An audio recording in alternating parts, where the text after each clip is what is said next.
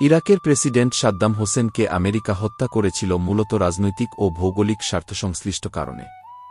এটি ছিল একটি দীর্ঘ প্রক্রিয়ার অংশ, যেখানে মধ্যপ্রাচ্যে ক্ষমতার ভারসাম্য, তেল সম্পদ এবং ভূরাজনৈতিক আধিপত্যের বিষয়গুলি প্রাধান্য পেয়েছে। কিছু প্রধান কারণ ছিল: ১. তেল সম্পদের দখল। ইরাক বিশ্বের অন্যতম বৃহৎ তেল উৎপাদনকারী দেশ। সাদ্দাম হোসেন আমেরিকার স্বার্থের বিরুদ্ধে গিয়ে তেল সম্পদের উপর নিজের নিয়ন্ত্রণ প্রতিষ্ঠা করতে চেয়েছিলেন এবং পশ্চিমা দেশগুলোর প্রভাব কমিয়ে দেওয়ার চেষ্টা করেছিলেন।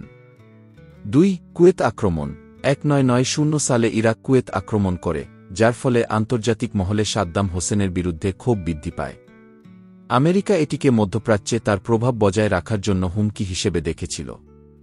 ৩. ভুয়া গণবিধ্বংসী অস্ত্রের অভিযোগ। আমেরিকা দাবি করেছিল যে সাদ্দাম হোসেন গণবিধ্বংসী অস্ত্র তৈরি করছে।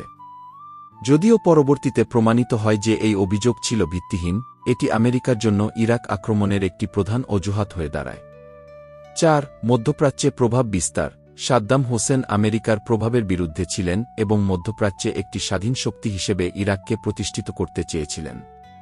এটি আমেরিকার বৈশ্বিক আধিপত্যের জন্য হুমকি হয়ে দাঁড়ায়। ৫. ইসরায়েলের প্রতি শত্রুতা। সাদ্দাম হোসেন ইসরায়েলের বিরুদ্ধে কড়া অবস্থান নিয়েছিলেন। আমেরিকা, যেটি ইসরায়েলের প্রধান মিত্র, এই অবস্থানকে সহ্য করতে পারেনি। ২০০৩ সালে আমেরিকা এবং তার মিত্ররা ইরাকে সামরিক অভিযান চালায়, যা ইরাক যুদ্ধ নামে পরিচিত। এই যুদ্ধের পর সাদ্দাম হোসেনকে গ্রেপ্তার করা হয় এবং ইরাকের আদালত তাকে মৃত্যুদণ্ড প্রদান করে। যদিও এটি ইরাকের অভ্যন্তরীণ বিচার ব্যবস্থার মাধ্যমেই কার্যকর করা হয়, তবুও এর পেছনে আমেরিকার সক্রিয় ভূমিকা ছিল। আমেরিকা বিশ্বের বিভিন্ন দেশে সন্ত্রাসী, জঙ্গি, দখলদারি কর্মকাণ্ড করে বেড়াচ্ছে। আমেরিকা অপরাধী।